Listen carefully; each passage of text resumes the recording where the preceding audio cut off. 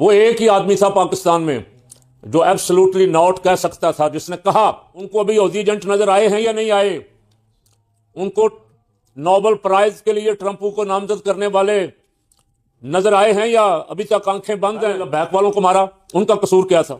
ان کا قصور یہ تھا کہ وہ لبیک یا اقصی کا نعرہ لگا کے نکلے تھے، اور ان کا قصور کیا تھا؟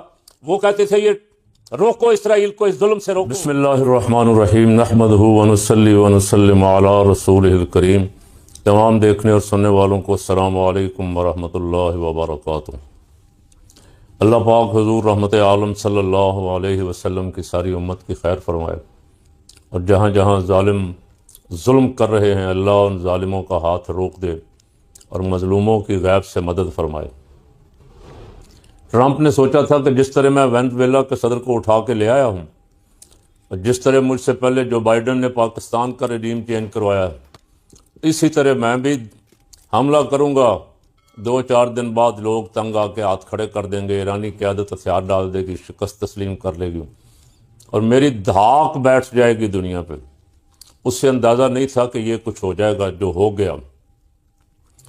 ایران کے سپریم کمانڈر آیت اللہ خامنائی پہ حملہ کیا، اور ان کے بہت سارے کمانڈر جو تھے ان کو بھی رستے سے ہٹایا، اور شادیانے بجائے خوشی کے کہ بس اب ہم فاتح ہو گئے۔ لیکن جس طرح کی مزاحمت ایرانی قوم نے دکھائی ہے وہ تاریخ میں یاد رکھی جائے گی، اور ابھی تک جس طرح وہ مقابلہ کر رہے ہیں ایک سپر پاور اور اس کے ایک پالتو کا، اسرائیل کا، وہ دنیا حیران ہو گئی اس پہ دیکھ کے۔ لوگوں کا خیال بھی یہ تھا کہ 2-4 دن خاموشی اختیار کرتے ہیں، امریکہ فاتح ہو جائے گا، واہ واہ کر دیں گے، اور پھر مطالبہ کریں گے کہ اس کو نوبل امن پرائز دیا جائے۔ لیکن سارا کچھ الٹ ہو گیا۔ سب سے بڑی مزاحمت ٹرمپ کو امریکہ سے سب سے بڑی مزاحمت کا سامنا ہے۔ عوام کی تقریباً 79% عوام جو ہے وہ ٹرمپ کے اس جنگی منصوبے کے خلاف کھڑی ہو گئی۔ جتنے سروے ہو رہے ہیں ان سب میں آ رہا ہے کہ عوام جنگ سے نفرت کرتی ہے، عوام اس جنگ کو امریکہ کی جنگ نہیں سمجھتی۔ ٹرمپ اپنے لامحدود اختیارات کا ناجائز فائدہ اٹھاتے ہوئے اس نے اقوام متحدہ کو تباہ کیا، اس نے تمام عالمی قوانین کو تہس نہس کیا، اور 2 مہینے تیاری کرتے کرتے، دھمکیاں دیتے دیتے بالآخر اس نے ایران پہ چپ کر کے بیٹھے ہوئے ایران پہ حملہ کر دیا، اور کہا یہ کہ اگر میں حملہ نہ کرتا تو ایران حملہ کر دیتا۔ تو آپ کو مثال دکھائیں کہ ایران نے کب آپ پہ حملہ کیا؟ پچھلی دفعہ بھی جب آپ نے حملہ کیا تو اس نے جواب دیا، جب اسرائیل نے اس پہ حملہ کیا تو اس نے جواب دیا، لیکن آپ کو روکنے والا کوئی نہیں۔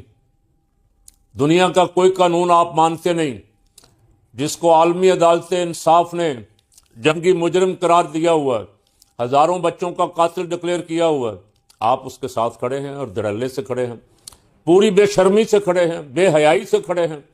آپ کو نہ انسانیت، نہ انسانی حقوق، نہ بچے، نہ مریض، نہ خواتین، نہ مسجدیں، نہ مدرسے، نہ سکول، نہ کالج، نہ اسپتال، نہ لائبریریاں، نہ شفا خانے، نہ رفائی ادارے، کسی کا بھی پاس نہیں۔ کوئی بندہ سوچتا ہی ہے کہ میں اتنے بڑے ملک کا صدر ہوں، میں جو کچھ کروں گا دنیا کے لیے مثال بنے گا۔ میں کیا کر رہا ہوں؟ میں انسانوں کا قتل عام کر رہا ہوں۔ اور پچھلے ہٹلر وغیرہ اور ہلاکو خان تو ہم نے سنے تھے، یہ ہم نے اپنی آنکھوں سے دیکھا سارا تماشا۔ رجیم چینج کرنے کے لیے اس نے جو کچھ کیا وہ میں پہلے عرض کر چکا ہوں، لیکن عوام اپنے لیڈر کے ساتھ کھڑی ہو گئی۔ ٹرمپو نے سمجھا تھا کہ شاید اسی طرح جس طرح میں نے وینزویلا کے صدر کو اٹھا لیا ہے، جب میں ایران کے سربراہ کو رستے سے ہٹاؤں گا تو عوام میرے ساتھ کھڑی ہو جائے گی۔ ایسے ہی جیسے پاکستان میں ایک بے ضمیر جنرل سائفر لے کے اس نے رجیم چینج کروا دیا، اور دو میں لاتے ہوئے کہا میں سائیں میں غلام ہوں آپ کا، آپ جو حکم فرمائیں گے، جس کو آپ کہیں گے ہم اس کو لے آئیں گے۔ وہ ایک ہی آدمی تھا پاکستان میں جو ایبسلوٹلی ناٹ کہہ سکتا تھا، جس نے کہا، اور اب پتہ لگا کہ اس کو کس کام کی سزا دی جا رہی۔ اور جو منہ پھاڑ پھاڑ کے اسے یہودی ایجنٹ کہتے تھے وہ اب کہاں ہیں؟ ان کو ابھی یہودی ایجنٹ نظر آئے ہیں یا نہیں آئے؟ ان کو نوبل پرائز کے لیے ٹرمپ کو نامزد کرنے والے نظر آئے ہیں یا ابھی تک آنکھیں بند ہیں؟ پوچھا کسی نے بلاول سے پوچھا اس دن جس دن صدر کا خطاب تھا پارلیمنٹ سے، پوچھا کہ آپ کیا کہتے ہیں، ابھی بھی آپ ٹرمپ کو نوبل پرائز دینا چاہتے ہیں؟ شرمناک خاموشی کے ساتھ وہ گزر گیا۔ وہ صافی سوال کرتا رہا، یہ آپ دیکھ لیں۔ کیا کہتے ہیں؟ امریکہ کا نام نہیں لیا جا رہا، مذمت کریں گے؟ السلام علیکم۔ ٹرمپ کے نوبل انعام کے آپ بھی حامی ہیں؟ اب بھی ٹرمپ کے نوبل انعام کے حامی؟ بلاول صاحب اب بھی ٹرمپ کے نوبل انعام کے حامی ہیں؟ اب چلتے جائیے۔ صافی بار بار پوچھتا رہا کہ جناب اب آپ کیا کہتے ہیں؟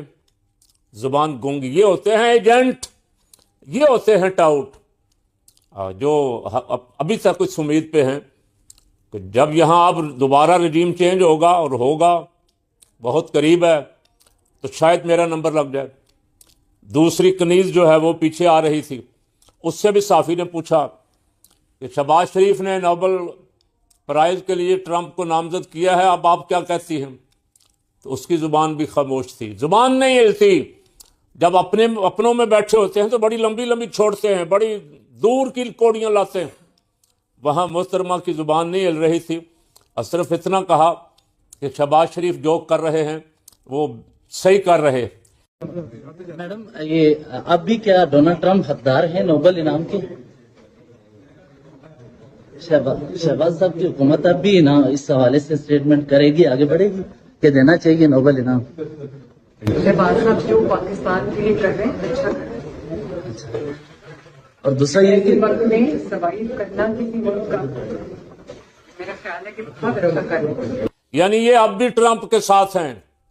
1000-1500 سے زیادہ آدمی اب تک جاں بحق ہو چکا، ایران میں شہید ہو چکا، 168 بچیاں چھوٹی چھوٹی۔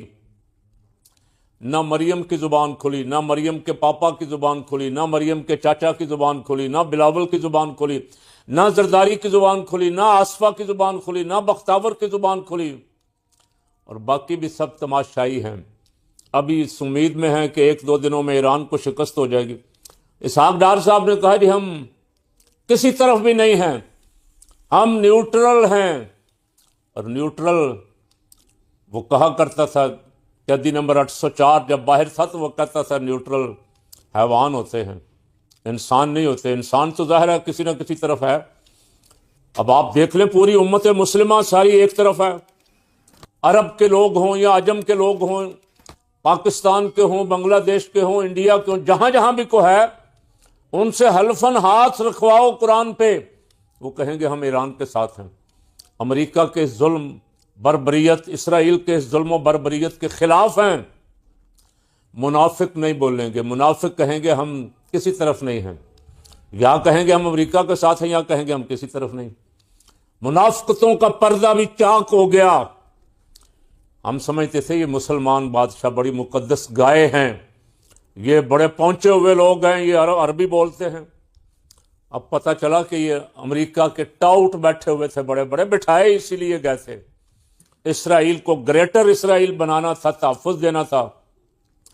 CIA کے بڑے بڑے اڈے دبئی میں، ابوظہبی میں، شارجہ میں، العین میں، قطر میں، کویت میں، سعودیہ میں، بحرین میں، مسلمان ملکوں میں اڈے بڑے بڑے CIA کے، اور وہاں بیٹھ کے مسلمانوں کے خلاف سازشیں ہو رہی ہیں۔ 2-2.5 سال ہو گئے، مار مار کے بچوں کا برا حشر کر دیا، کوئی 100,000 کے قریب شہید کر دیے۔ یہ بے ضمیر نہیں بولے، یہ مقدس گائے اپنے جبے کبے سنبھال کے لوگوں پہ پریشر ڈال کے کہ ہم بڑے پہنچے ہوئے۔ ان کو دنیا چاہیے، مال دنیا چاہیے۔ انہوں نے ملک کو فحاشی کا اڈا بنا دیا، اور بنا رہے ہیں۔ ایک ریس لگی ہوئی ہے کہ ہم دبئی سے آگے نکل جائیں، وہ کہتے ہم ان سے آگے نکل جائیں، وہ کہتے ہم ان سے آگے نکل جائیں۔ پیسہ آئے، دنیا آئے، وزٹر آئیں، سیاحت ہمارے ہاں بڑھے، پیسہ ڈالر آئیں، سارے بے نقاب کر دیے ایران نے۔ آپ کہتے ہیں کہ ہمارے اوپر حملہ کیوں کر رہے ہو، وہ کہتا ہے میں تمہارے اوپر تو کر ہی نہیں رہا، اور اس کا ثبوت یہ ہے اب تک ایک مسلمان بھی الحمدللہ ایران کے حملوں سے قتل نہیں ہوا۔ اب وہ حملہ کر رہا ہے امریکنوں پہ، امریکی اڈوں پہ، سی آئی اے کے ایجنٹوں پہ، اور یہودی ظاہر ہے سازش نہ کرے تو پھر یہودی کون کہے گا؟ یہ اپنے نبیوں کے خلاف سازشیں کرتے رہے۔ یقتلون النبیین بغیر الحق، جنہوں نے ناحق پیغمبروں کو قتل کیا۔ موسیٰ علیہ السلام کو کہا آپ جائیں اور آپ کا رب جائے، ہم نہیں جاتے، ہم بیٹھ کے تماشا دیکھیں گے۔ وہ یہودی سازش نہ کرے، یہ ہو نہیں سکتا۔ اب سازش کیا کی؟ ترکی پہ میزائل مارا، سعودیہ پہ میزائل مارا کہ یہ سمجھا جائے گا کہ ایران نے مارا ہے اور یہ آپس میں لڑیں۔ کوشش وہ کر رہا ہے کافی دنوں سے، لیکن اللہ کا شکر ہے ایران نے بھی اور عرب ملکوں نے بھی سمجھداری کا ثبوت دیا۔ اب پکڑے گئے، جب انکوائری ہوئی، تحقیق ہوئی، تو پتہ چلا کہ ترکی پہ جو میزائل مارا ہے وہ میزائل اسرائیلی تھا، وہ ایرانی نہیں تھا۔ سعودیہ پہ جو میزائل مارے ہیں وہ اسرائیلی تھے۔ اسرائیل تاثر دے کے، بدماشی کر کے کہ یہ ایران تم پہ حملہ آور ہے تاکہ سارے ایران کے اوپر جھپٹ پڑیں، اور یہ اب پکڑا گئی۔ ان کے اپنے نشریاتی ادارے کہہ رہے، ان کے اپنے بڑے بڑے اخبار لکھ رہے ہیں کہ موساد کے لوگ پکڑے گئے سازش کرتے ہوئے اور مسلمان ملکوں پہ حملے کرواتے ہوئے، خود پکڑے گئے، موساد کے بدماش پکڑے گئے۔ ایک ملک ہے یار، اکیلا ہے، اس کے ساتھ کوئی دوسرا ملک نہیں۔ عرب بھی اس کے خلاف، ہمارے ملک بھی اس کے ساتھ نہیں ہیں۔ ہمارے ملک بھی بہانے تلاش کر رہے ہیں، جی ہمارا سعودیہ سے دفاعی معاہدہ ہے، اگر سعودیہ کو کچھ ہوا تو ہمیں مداخلت کرنی پڑے گی۔ یہ منہ اور مسور کی دال، شیشے میں اپنی شکل دیکھو، کتنی مکروہ شکل ہو گئی تمہاری۔ ایسی منافقتیں کر کر کے، ایسے جھوٹ بول بول کر، ایسے دھوکے دے دے کے تم اسرائیل کے ٹاؤٹ اور ایجنٹ بنے ہوئے ہو۔ امن بورڈ کیا ہے؟ امن بورڈ اسرائیل کے ٹاؤٹوں کا ایک گروہ اکٹھا کیا ٹرمپ نے، اور اس کا ستیہ ناش کر دیا خود اسرائیل اور ٹرمپ نے۔ اگر یہ جنگ نہ چھڑتی تو یہ سارا کچھ عوام کو دھوکہ دے کے امن کے ساتھ، آرام کے ساتھ، فلسطینیوں کے ہاتھ سے تو سارا کچھ چھین رہا تھا، زمین پہ بھی قبضہ کر رہا تھا، ان کے ملک پہ بھی قبضہ کر رہا تھا، ان کو ڈسارم بھی کر رہا تھا۔ یہ سارا کچھ وہ کر رہا تھا، اور یہ سارا کچھ شاید خاموشی سے کر جاتے، دنیا کو دھوکہ دے کے کر جاتے، لیکن خود ہی حملہ کر کے اپنے منصوبوں پہ، اپنی آرزوؤں پہ پانی پھیر دیا۔ اب جو ملک امن بورڈ میں جائے گا، مسلمان ملک، اس کے عوام کسی صورت برداشت نہیں کریں گے، عوام اسے کسی صورت اجازت نہیں دیں گے۔ گزشتہ روز بریفنگ کے لیے، ان کیمرہ بریفنگ کے لیے وزیر اعظم ہاؤس میں سیاسی جماعتوں کو بلایا تھا، اس میں ساری سیاسی جماعتیں نہیں تھیں، اس میں پی ٹی آئی نہیں آئی، تحریک تحفظ آئین پاکستان نہیں آئی، اور خوددار کئی جماعتیں، اور بہت سارے جو اصل پاکستان کے ترجمان اور نمائندے ہیں ان کو تو دعوت ہی نہیں دی گئی، ان کو تو چن چن کے مار رہے۔ پہلے لبیک والوں کو مارا، ان کا قصور کیا تھا؟ ان کا قصور یہ تھا کہ وہ لبیک یا اقصی کا نعرہ لگا کے نکلے تھے، اور ان کا قصور کیا تھا؟ وہ کہتے تھے یہ روکو اسرائیل کو، اس ظلم سے روکو۔ وہ امریکی سفارت خانے تک یادداشت پیش کرنے کے لیے جانا چاہتے تھے، امریکہ کے غلاموں کو یہ منظور نہیں ہوا۔ اب دوبارہ خامنائی کی شہادت کے بعد کراچی، اسلام آباد، لاہور میں جو لوگ نکلے، دنیا حیران ہے یار، کبھی ایسا بھی ہوا؟ احتجاج کرنے والے، وہ لبیک والے بھی احتجاج ہی کرنے آئے تھے، احتجاج کرنے پر 34 نے 36 افراد کو شہید کر دیا گیا۔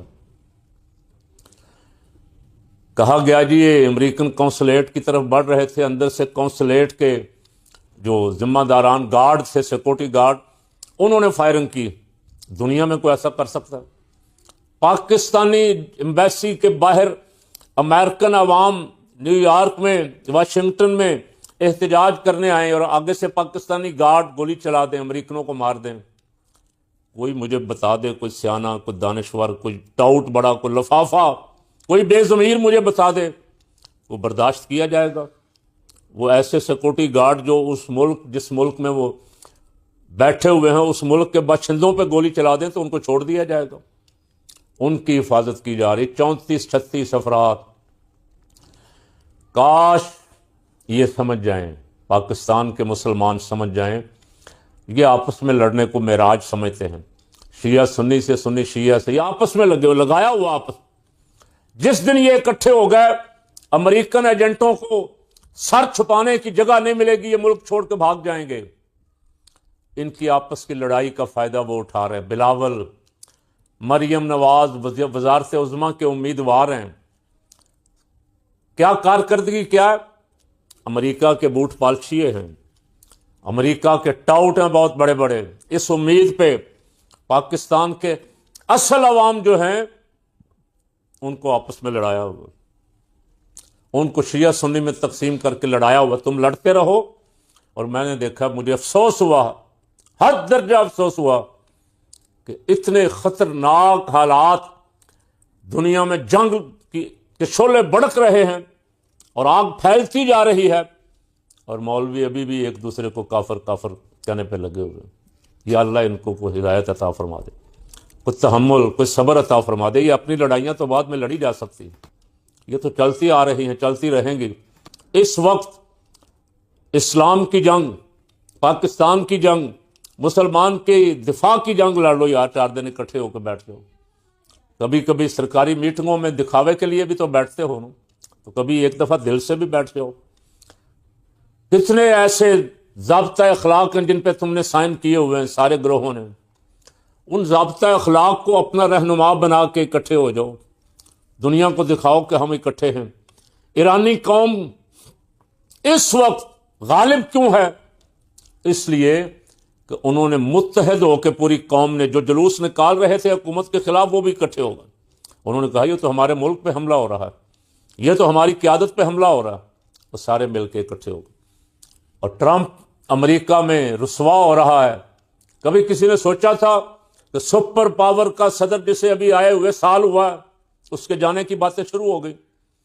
मिड टर्म इलेक्शन में शिकस्त फाश होगी ट्रंप को, सेनेट में उसके खिलाफ तकरीरें हो रही हैं, कांग्रेसमैन उसके खिलाफ बोल रहे हैं, उसकी रिपब्लिकन पार्टी के लोग उसके खिलाफ बोल रहे हैं, अवाम बेकरार हैं कि ये किस लिए कत्लेआम कर रहा है।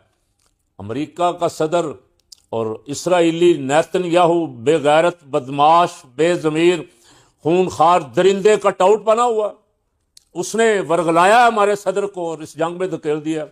सदर के पास कोई मंसूबा नहीं है। जंग खत्म कैसे होगी, जंग से निकलना कैसे है। दुनिया जहान की मईशत का भट्ठा बैठ गया, तिजारत बेड़ा गर्क हो गया, स्टॉक मार्केटें क्रश हो गई, अरबों खरबों मिलियन बिलियन नहीं ट्रिलियन का नुकसान हो गया। कोई पूछने वाला है? ये जमहूरियत है? लानत है ऐसी जमहूरियत पे। इसको अगर आप जमहूरियत कहते हैं कि इसको अवाम ने मुंतखब किया है और ये अब जो मर्जी करे, जिस पे चाहे हमला करे, जिसको चाहे मारे, जितनों का चाहे खून बहाए। अक़वाम मुत्तहिदा को बोलना चाहिए था। 168 बच्चियां शहीद हुई छोटी छोटी स्कूल में। दुनिया के कौन से जंगी कानून है जिसमें लिखा हुआ कि बच्चियों के स्कूलों पे हमला करो? अवाम के महल्लों पे, घरों पे, अवामी आबादियों पे हमला करो, कहाँ लिखा हुआ? लेकिन ये कानून की हुक्मरानी है नहीं, ना मुल्कों में है और ना दुनिया में है। कानून की हुक्मरानी नहीं है। डंडे के जोर पे जिसकी लाठी उसकी भैंस वाला कानून चल रहा है। लेकिन इससे दुनिया तबाही की तरफ बढ़ रही है। अपने बनाए हुए हथियारों को इंसानों के ऊपर, एक दूसरे के ऊपर चला चला के तबाही और बर्बादी कर देंगे। इसे तुम कहते थे ये हमारी तरक्की है। तुम्हारी तरक्की नहीं, तुम्हारी तबाही है। ये मिसाइल, ये ड्रोन, ये तैयारे, ये तोपें, ये टैंक और जितने जंगी आलात हैं, ये तुम्हारी हलाकत के लिए बने हैं। तुम इसे अपनी साइंस की मेराज कहते हो। जंगें होती थी, आमने सामने पहलवान निकलते थे, मुजाहिद आमने सामने आते थे, पता चलता था कौन कितना दिलेर है, कौन कितना ताकतवर है, कौन कितना अपने जज्बे पे खड़ा होने वाला। बदर वाले दिन मुजाहिदों ने 313 ने 1000 के मुकाबले में खड़े होकर दिखाया ना। अब अपने आप को सुपर पावर भी कहते हैं। सिपाही डरे हुए, گھبرائے ہوئے، چھوڑ چھوڑ کے بھاگ رہے، جرنیل استعفے دے رہے ہیں، امریکہ کے جرنیل استعفے دے رہے ہیں، بھاگ رہے ہیں، اس لیے کہ موت سے ڈرتے ہیں۔ اور مومن موت سے ڈرتا نہیں ہے، مومن موت کا خریدار ہے۔ حضرت سیدنا خالد ابن ولید رضی اللہ تعالیٰ عنہ نے جب حملہ کیا ایران پہ، صحیح نے مجھے یاد، مصر پہ یا ایران پہ، تو اپنے مد مقابل جرنیل کو، بادشاہ کو لکھا، فرمایا کہ تمہارا مقابلہ اس قوم سے ہے جو موت کو محبوب رکھتی ہے اسی طرح جس طرح تم زندگی سے محبت کرتے ہو۔ تو مسلمان لڑنے والا تو یہ تھا، اب گھر بیٹھا ہوا اس پہ بم گرائے جا رہے ہیں جس کا کوئی تعلق نہیں ہے جنگ سے، جو میدان میں آیا نہیں، جو میدان میں آئے ہیں ان کے ساتھ لڑو۔ انسانیت کا قتل عام کرنے والے کہتے ہیں کہ ہم انسانی حقوق کے لمبردار ہیں، افسوس تمہارے دعووں پہ افسوس۔ اللہ تعالیٰ مسلمانوں کو اکٹھا ہونے کی شاید آنکھیں کھل گئی ہوں عرب ملکوں کی، کہ جس کو ہم نے اپنی حفاظت کے لیے بٹھایا ہوا تھا یہ تو ہمارا دشمن تھا، اور جس کو ہم اربوں ڈالر دیتے رہے ہر سال اپنی حفاظت اور دفاع کے نام پہ، یہ تو بے غیرت ہمیں مارنے کے لیے تیاری کر رہا تھا، ہمارے اندر بیٹھ کے ہماری جڑیں کاٹ رہا تھا۔ کاش آنکھیں کھل جائیں۔ فاعتبروا یا اولی الابصار۔